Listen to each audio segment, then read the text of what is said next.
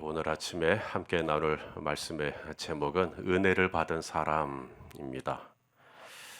우리가 지금 마태복음 13장을 보셨는데요. 이 마태복음 13장에는 별명이 있습니다. 우리가 히브리서 11장을 믿음장이라고 하죠. 별명을 붙이기를. 그리고 고린도전서 13장을 무슨 장이라 그래요? 사랑장이라고 합니다. 마태복음 13장은 천국장이라고 합니다. 좀 더 정확하게 말하면 천국 비유장입니다. 천국 비유장. 마태복음 13장 안에 천국에 대한 비유가 굉장히 많이 나옵니다. 오늘 우리가 씨 뿌리는 자의 비유를 들으셨죠? 그리고 내일은 가라지의 비유, 또 그 다음에는 겨자씨와 누룩 비유, 언젠가 한 번씩은 다들 들어보셨을 법한 비유들입니다. 밭에 감추인 보화 비유, 값진 진주를 발견한 장사 비유, 또 그물 비유, 다양하게 천국에 대해서 말씀하시고 또 말씀하시고 또 말씀하십니다. 왜 그럴까요? 왜 그렇게 천국에 대해서 여러 비유로 말씀하실까요? 두 가지입니다. 첫째, 천국이 있기 때문입니다. 천국이 있으니까 천국에 대해서 이렇게 계속해서 설명해주고 이렇게 설명해주고 저렇게 설명해주고, 천국이 없다면 이런 비유를 하시지 않겠죠. 성도 여러분, 천국은 있습니다. 천국은 있어요. 그 다음 두 번째, 왜 이렇게 다양하게 천국에 대해서 비유를 하실까요? 우리 모두가 다 어디에 갔으면 좋겠다는 거예요. 다 우리 같이 천국에서 만나자는 예수님의 간절한 마음이 이 안에 담겨 있는 겁니다. 천국이 좋은 것만 소개하면 안 되죠. 천국이 이렇게 좋은 곳이니까 값진 진주를 만나고 값진 보화를 발견하고 모든 재산을 다 팔고 거기에 올인할 수 있을 만큼 너무 좋은 것이니까 우리 다 이 천국에서 만나자. 천국에서 만나보자. 그날 아침 거기서. 그 마음이에요. 그래서 요한복음 17장에 예수님의 기도를 들어보면 예수님이 이런 대목이 나와요. 요한복음 17장 24절을 한번 읽어볼게요. 시작.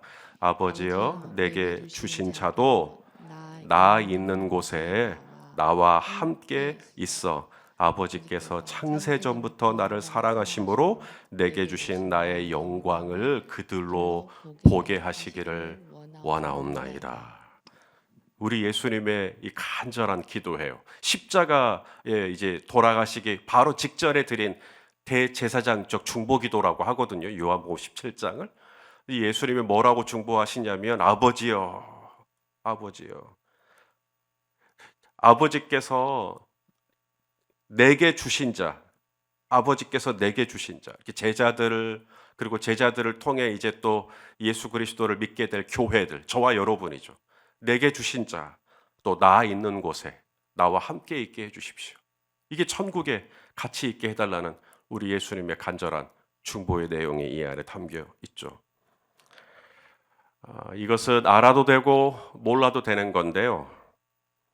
오늘 이 자리에는 우리 목자 목녀들도 많이 계시니까 제가 특별히 생각해서 말씀을 드리겠습니다. 우리가 천국이라고 말할 때 이 천국은 마태복음적인 표현이에요. 마태복음만 천국이라고 하고 마가복음이나 누가복음이나 요한복음은 다 하나님 나라입니다. 하나님 나라. 한번 볼래요? 자, 마태복음 4장 23절을 한번 보세요. 시작. 예수께서 온 갈릴리에 두루 다니사 그들의 회당에서 가르치시며 천국 복음을 전파하시며 백성 중에 모든 병과 모든 약한 것을 고치시니. 무슨 복음이요? 천국 복음이요. 자, 그런데 누가복음은 이렇게 말합니다. 누가복음 4장 43절. 예수께서 이르시되 내가 다른 동네에서도 하나님 나라 복음을 전하여야 하리니 나는 이 일을 위해 보내심을 받았노라 하시고. 똑같은 복음인데 마태복음만 천국이라고 표현하고 누가복음은 하나님 나라라고 표현을 하죠. 또 마태복음 3장 2절도 보세요. 시작. 회개하라 천국이 가까웠느니라 하시니. 뭐라 그래요? 천국이 가까웠다. 마가복음을 볼까요? 마가복음 1장 15절 시작. 이르시되 때가 찼고 하나님의 나라가 가까이 왔으니 회개하고 복음을 믿으라. 같은 듯 다르죠. 천국에 가까이 왔다. 하나님 나라가 가까이 왔다. 하나만 더 볼까요? 요한복음에서는 뭐라고 말하고 있는지. 요한복음 3장 3절 시작. 예수께서 대답하여 이르시되 진실로 진실로 내게 이르노니 사람이 거듭나지 아니하면 천국을 볼 수 없느니라가 아니라 뭐라 그래요? 하나님의 나라를 볼 수 없다라고 말씀하십니다. 사도행전에서 사도들은 뭐라고 했을 것 같아요? 자, 사도행전 14장 22절이요. 제자들의 마음을 굳게 하여 이 믿음에 머물러 있으라 권하고 또 우리가 천국에 들어가려면이 아니라 하나님의 나라에 들어가려면 많은 환난을 겪어야 할 것이라 하고. 성경의 대다수의 표현이 뭔지 아시겠죠? 천국, 천당. 사실 천당이라는 말은 아예 없고 천국이라는 표현보다는 어떤 표현이 더 많아요? 하나님 나라, 하나님의 나라라는 표현이 훨씬 많습니다. 천국이라는 표현은 마태복음적인 표현입니다. 자, 그러면 왜 유독 마태만 복음서를 기록을 할 때 하나님의 나라를 천국이라고 표현했을까요? 마가복음이나 누가복음이나 요한복음은 다 하나님의 나라인데 이유가 있겠죠. 그것은 이 복음서가 편지였겠잖아요. 마태가 쓴 편지, 마가가 쓴 편지. 그래서 이 받는 사람들이 있죠. 마태의 수신자, 마가의 수신자, 누가의 수신자가 있겠잖아요. 그래서 이 수신자가 누구냐가 굉장히 중요합니다. 제가 우리 성도님들에게 편지를 쓸 때는 우리 성도님들의 언어에 맞게 쓰겠고, 어린 아이들에게 쓸 때는 어린 아이들의 눈에 맞게 쓰듯이 마태가 복음서를 쓸 때 수신자가 누구냐면 유대인들입니다. 유대인들의 언어를 써야 돼요. 반면에 마가복음이나 누가복음이나 요한복음은 이방인입니다. 그래서 이방인들에게는 하나님의 나라라고 편안하게 쓸 수 있지만 유대인에게는 하나님이라는 말을 함부로 쓸 수가 없습니다. 유대인들은 하나님이라는 이 글자도 두려워해요. 읽기도. 야훼, 하나님, 여호와, 벌벌 떱니다. 유대인들은 하나님을 경외하기 때문에 그래요. 그래서 하나님의 나라 그러면 저 하나님이라고 한다고. 예수님이 하나님의 아들이라고 말한 이유로 예수님을 십자가에 못 박아 죽여버렸잖아요. 그래서 이 하나님이라는 이 단어는 글로 쓰기에도 두려워하는 유대인. 그래서 바벨론 포로를 마치고 와서 히브리 이 박사들이 이제 성경을 다시 사본으로 기록해야 할 거 아닙니까? 그래야 자손 대대로 성경을 물려주니까. 그래서 사본을 기록을 할 때 야훼라는 글씨가 나올 때마다 목욕을 했어요. 목욕을 하고 야훼를 쓰고 그 다음 내용들을 또 이어갔다는 그런 기록이 있습니다. 그처럼 유대인들은 하나님의 이름을 함부로 부르는 것을 경계했고 하나님의 이름을 함부로 쓸 수 없을 만큼 하나님에 대한 경외감을 가지고 있어요. 그래서 마태복음은 유대인들에게 복음을 전할 때는 유대인들의 눈높이에 맞게끔 하나님 이런 표현보다는 천국, 마치 하늘에 있는 나라인 것처럼 이렇게 소개를 했던 것입니다. 별로 중요한 것이 아니기 때문에 그렇게 그냥 빛나는 눈동자로 들으시진 않으시지만, 그래도 혹 우리 중에는 어째 마태복음에서는 천국이라고 그러고 다른 복음에서는 하나님의 나라라고 하지 의아하셨을 분이 계실까 하여 제가 괜히 이 말씀을 드립니다. 이제 아시겠죠? 이유를. 자, 마태복음 13장에 천국 비유장입니다. 제일 첫 번째가 씨 뿌리는 자의 비유예요. 씨 뿌리는 자의 비유는 서론입니다. 프롤로그. 서론이에요. 이제 앞으로 굉장히 중요한 천국에 대한 이야기를 하실 건데 그 서론으로서 씨 뿌리는 자의 비유를 하시는 겁니다. 씨 뿌리는 자의 비유가 통과해야 그 다음 비유들이 쑥쑥쑥 들어와요. 그래서 씨 뿌리는 자의 비유는 굉장히 중요합니다. 이 씨 뿌리는 자에서 이 씨가 하나님 말씀이잖아요. 그래서 하나님의 말씀을 뿌리고 하나님의 말씀을 받고 할 때 거기서 어떻게 은혜를 받을 것이냐. 우리 성도님들도 지금 말씀을 받고 있고 저도 지금 씨 뿌리고 있는 거잖아요. 제가 이렇게 씨를 뿌리고 하나님 말씀을 뿌릴 때 여러분들도 말씀을 잘 받고 은혜를 받기를 원하십니까? 예. 그러려면 우리가 말씀에서 이 하나님 나라의 복음, 씨를 우리가 어떻게 하면 은혜를 잘 받을 수 있을 것이냐가 씨 뿌리는 자의 비유에 다 들어가 있습니다. 자, 원리의 원칙입니다. 그건 뭐냐면 하나님 나라의 복음, 이 아름다운 하나님 나라의 이 씨, 달고 오묘한 이 하나님 나라의 씨를 내가 받을 때 어떻게 하면 내가 말씀에서 은혜를 받을 수 있을 것이냐. 세 가지의 원칙을 우리에게 말씀해 주고 있어요. 첫째는 씨 뿌리는 자입니다. 먼저 씨 뿌리는 자가 씨를 잘 뿌려야 돼요. 그 얘기를 지금 하고 있는 것입니다. 우리 성도님들이 말씀에서 은혜를 받기를 원하시거든요. 그래서 오늘 새벽에도 또 나오신 거잖아요. 우리 성도님들이 어떻게 말씀에서 은혜를 받을 수 있느냐? 먼저 말씀을 전달하는 제가 잘 전달해야 돼요. 제가 만약에 말씀을 어리숙하게 전달하면 여러분들이 말씀이 안 들리겠죠. 뭔 말하는지도 모르고 말씀이 별로 이렇게 귀에 들리지도 않고 그런데 어떻게 은혜를 받겠어요?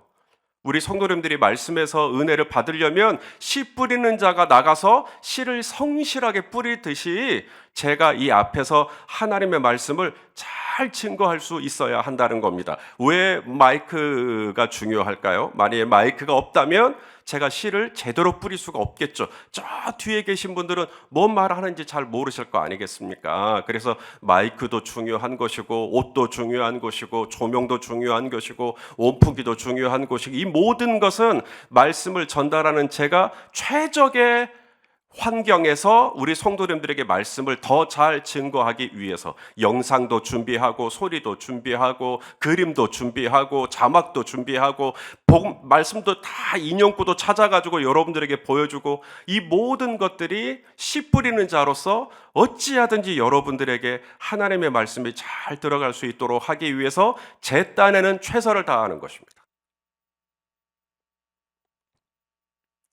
지금은 그렇지 않은데 19세기에 설교의 황태자라고 알려졌던 찰스 스펄전 목사님이 계셔요.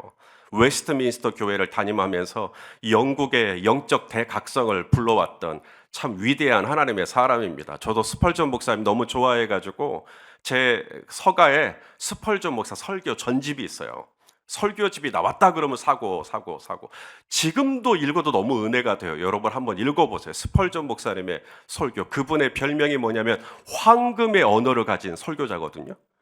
엄청납니다. 지금 읽어도 어떻게 이런 비유를 하실 수 있는지 깜짝깜짝 놀랄 만한 귀하신 분인데 이 설교자 이 스펄전 목사님이 이제 목회를 잘 하시니까 이제 이 스펄전 목사님 밑에서 목회를 배우기를 원하는 목사 후보생들이 있었을 거 아닙니까? 이 목사 후보생들을 양육을 할 때요. 스펄전 목사님은 성대를 봤대요. 성대. 지금 제 목소리. 이 목소리가 얼마만큼이나 뒤에까지 공명 있게 잘 전달되느냐. 이게 안 되면 탈락. 그러니까 오늘날은 그렇지 않아요. 오늘날은 마이크 시스템이 있기 때문에 편안하게 전달을 할 수 있는데 그때 당시에는 스펄전 목사님이 그걸 굉장히 중요하게 여겼다는 이유가 뭐냐면 잘 전달하기 위해서. 앞에서 설교자가 오물오물거리고 있으면 지금 무슨 말씀을 하는 건지 잘 모르시겠잖아요. 그러지 않도록 하기 위해서 그런 부분들까지도 신경을 쓰셨다는 그런 기록을 읽으면 참 설교자로서 많은 도전을 받게 됩니다. 여러분 말씀에서 은혜를 받기를 원하시죠? 제가 잘해야 돼요. 제가 설교를 전달하는 자로서 씨 뿌리는 자로서 하나님 나라의 복음을 전하는 자로서 제가 성실하게 말씀을 준비해서 최선을 다해서 우리 성도님들이 말씀을 꿀떡꿀떡 받으실 수 있도록 제가 정말 잘해야 합니다. 이젠 여러분 차례입니다. 저만 잘하면 안 되죠. 말씀에서 은혜를 받으려면 씨 뿌리는 자가 씨를 열심히 뿌리지만 동시에 여러분도 말씀을 잘 받으셔야 할까요? 예, 이게 잘 이루어져야 잘 이루어져야 합니다. 자, 씨를 뿌릴 때 길가에 떨어지고 돌밭에 떨어지고 또 어디에 떨어져요? 가시밭에 떨어지고 그 다음에 좋은 밭에 떨어지더라는 겁니다. 이게 다 마음의 상태를 의미하거든요. 그러니까 말씀을 받을 때 여러분이 마음을 어떻게 하고 받느냐가 굉장히 중요하다는 부분입니다. 여러분, 말씀은 귀로 듣는 거 아닙니다. 말씀은 마음으로 받는 거예요. 우리 누가복음 8장 15절 말씀을 한번 읽어볼까요? 자, 시작. 좋은 땅에 있다는 것은 착하고 좋은 마음으로 말씀을 듣고 지키어 인내로 결실하는 자니라. 저는 저대로 말씀을 전달하는 자로서 최대한 원고도 열심히 작성하고 또 원고도 열심히 숙지하고 그리고 우리 성도님들에게 잘 전달하기 위해서 이런 키노트도 만들고 영상도 만들고 여러분에게 전달할 거예요. 하지만 저만 그렇게 한다고 해서 되는 게 아니고 우리 성도님들도 마음을 여셔야 된다 이 말입니다. 착하고 좋은 마음이란 열린 마음을 의미해요. 하나님의 말씀을 받을 준비가 되어 있는 것이죠. 고넬료가 베드로 사도에게 그랬잖아요. 무슨 말씀을 하시든지 하나님께서 당신의 입을 통해 나에게 주시는 말씀인 줄 알고 내가 받겠습니다. 그렇게 열린 마음으로 받았을 때 성령을 받은 줄로 믿으십니까? 우리가 착하고 좋은 마음이란 그렇게 열린 마음이에요. 바울이 그 시냇가에서 빨래하던 여인들에게 가서 복음을 전했을 때 자주장사 루디아라는 자매가 마음을 열고 바울의 복음을 받아들였잖아요. 우리가 착하고 좋은 마음으로 마음을 열고 받으면 아멘이 안 될 말씀이 없는 줄로 믿습니다. 다 좋은 말씀으로 받게 돼요. 제가 우리 성도님들에게 묵상하십시오라고 하죠. 이유가 있습니다. 내일도 한 번 더 강조를 하겠지만 묵상이 체질화되어 있잖아요. 하나님의 말씀을 정말 잘 묵상하시잖아요.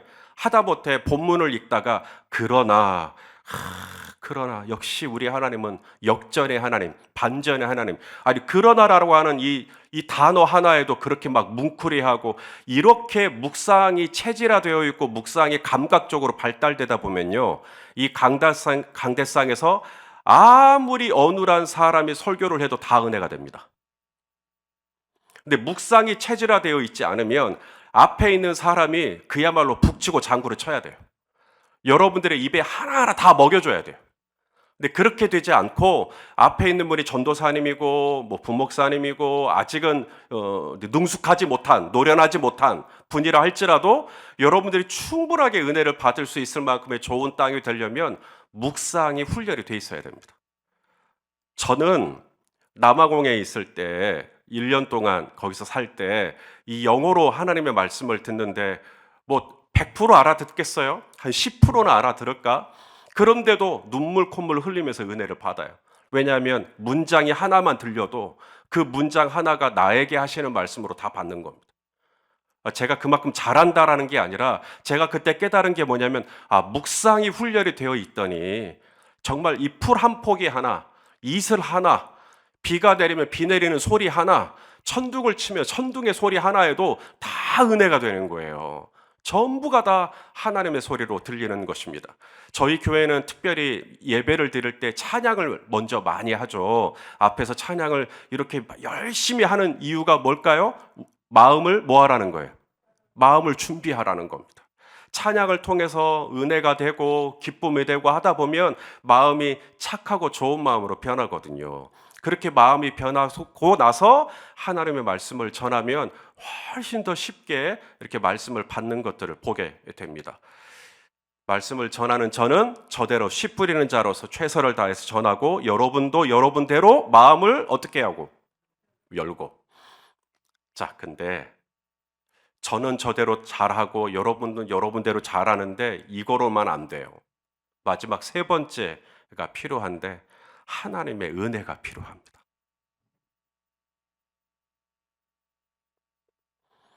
말씀은 제가 강대상에서 내가 오늘 이 말씀으로 다들 은혜를 줘야지 뭐 이런다고 여러분들이 은혜 받을 수 있는 것도 아니고, 내가 오늘은 마음을 열고 목사님의 말씀 한자 한자 다 은혜 받아야지 한다고 은혜가 되는 것도 아닙니다. 저의 노력이나 여러분의 노력에 소용이 없다라는 게 아니라, 우리가 아무리 그렇게 바라고 원한다 하더라도 하나님이 결정적으로 은혜 주지 않으면 저의 수고도 여러분의 수고도 허사예요. 오늘 그 말씀입니다. 자, 오늘 본문 11절 말씀을 같이 한번 또 읽어보겠습니다. 시작. 대답하여 이르시되 천국의 비밀을 아는 것이 너희에게는 허락되었으나 그들에게는 아니 되었나니. 예수님이 여러 가지 비유로 하나님의 나라를 소개합니다. 하나님의 나라가 있기 때문이고, 우리가 다 하나님의 나라에 있기를 원해서 하나님의 나라의 비유를 계속 들어요. 그런데 그렇게 비유를 해줘도 못 알아듣더라는 겁니다. 씨 뿌리는 자의 비유를 설명을 해줘도 못 알아들으니까 이제는 겨자씨의 비유, 겨자씨의 비유를 해도 못 알아들으니까 누룩의 비유, 누룩의 비유를 해도 못 알아들으니까는 가라지의 비유, 가라지의 비유도 못 알아들으니까는 값진 보화를 발견한 농부의 비유, 그래도 못 알아들으니까는 값진 진주를 발견한 장사의 비유, 그래도 못 알아들으니까 그물의 비유. 씨 뿌리는 자로서 예수님이 최선을 다해서 지금 계속해서 하나님 나라에 대해서 시리즈 설교를 하고 있는 거예요. 그런데도 못 알아듣더라는 겁니다. 그때 예수님이 제자들에게 그렇게 말씀하셨어요. 너희에게는 허락되었으나. 허락된 사람이 은혜를 받는 겁니다. 비유를 10가지가 아니라 비유를 100가지를 들어도 못 알아듣는 사람 못 알아들어요. 그것은 허락되지 않았기 때문입니다. 너희에게는 천국의 비밀을 아는 것이 허락되었으나. 그러므로 여러분, 여러분의 은혜를 받을 때요, 내가 마음을 열어서 은혜를 받았는가 보다. 목사님이 잘 전해주시니까 은혜를 받았는가 보다. 물론 그 부분도 있지만, 저와 여러분이 궁극적으로 말씀을 읽다가, 말씀을 듣다가, 말씀을 쓰다가, 말씀을 또 암송하다가 은혜를 받는다면 이유는 하나예요. 하나님이 은혜를 주시기로 허락하셨기 때문입니다. 이 부분이 중요해요. 만일에 하나님이 허락하지 않으면 오늘 이 새벽을 깨워서 이 자리까지 나와서도 은혜가 안 돼요. 하나님이 허락을 해 주셔야 저와 여러분이 다 은혜 받고 사는 거예요. 바로 이 부분입니다. 그래서 기도가 필요한 거예요. 그래서 말씀을 받을 때 하나님의 이 천국 복음이 나에게 은혜가 되려면 우리는 기도로 준비를 해야 돼요. 어떤 기도를 해야 하는가? 그건 내일 말씀을 드릴게요. 웃자고 한 얘기인데, 사랑하시는 성도 여러분, 하나님의 말씀에서 우리가 은혜를 받아도 되고 안 받아도 되고가 아닙니다. 받아야 삽니다. 하나님의 말씀이 생명의 만나이기 때문에 우리는 어찌하든지 말씀에서 은혜를 받아야 되고, 은혜를 받아야 성도의 삶을 유지해 갈 수가 있거든요. 오늘 본문 16절 말씀 볼까요? 읽어보십시다. 시작. 그러나 너희 눈은 봄으로, 너희 귀는 들음으로 복이 있도다. 우리말로 번역을 하다 보니까 복이 있도다가 제일 마지막 뒤로 가버렸는데요. 원어로 보면 순서가 복이 있을지어다부터 시작해요. 복이 있을지어다. 볼 수 있는 눈을 가진 사람. 복이 있을지어다. 말씀을 들을 줄 아는 귀를 가진 사람. 복이 있을지어다. 지금 주님이 눈에다가 축복하고 있는 거예요. 귀에다가 축복하고 있는 거예요. 왜요? 그래야 우리 눈이 말씀을 볼 때 은혜가 되고, 그래야 우리 귀로 말씀을 들을 때 은혜가 되니까. 주님의 축복이 없이 저와 여러분이 어찌 말씀에서 은혜를 받을 수가 있겠어요? 그러므로 주님의 은혜를 의지해야 합니다. 씨 뿌리는 자는 열심히 본인의 말씀을 준비한 것만 의지해 갖고는 안 돼요. 말씀을 받는 자는 착하고 좋은 마음으로만 준비해 갖고는 안 돼요. 우리가 열심히 다해서 하나님의 말씀에서 은혜를 받을 준비를 다 마쳐도 궁극적으로 주님이 저와 여러분의 눈과 귀를 축복해 주셔야, 하늘의 비밀을 알 수 있는 허락이 떨어져야 우리가 은혜를 받을 수가 있다라는 것을 기억하고 늘 하나님 앞에 간절한 마음으로 은혜를 사모하시는 저와 여러분 될 수 있기를 주님의 이름으로 축원합니다. 기도하시겠습니다. 아버지 하나님, 우리의 눈과 귀를 열어서 하나님의 나라를 보게 하시고 하나님의 음성을 들을 수 있게 하여 주시옵소서. 우리가 다 하나님 나라에 있기를 원해서 여러 가지 비유로 설명해 주셨듯 우리 또한 그 날에 주님과 함께 하나님 나라에 다 있을 수 있도록 우리의 삶을 인도해 주시옵소서. 생명의 말씀을 받을 때마다 주여 우리의 눈에 축복하시고 우리의 귀를 축복하시고 그래서 하나님의 말씀이 은혜가 되어 하나님의 말씀을 받고 힘을 내서 또 이날 하루도 살아낼 수 있도록 인도하여 주시옵소서. 예수님의 이름으로 기도하옵나이다. 아멘.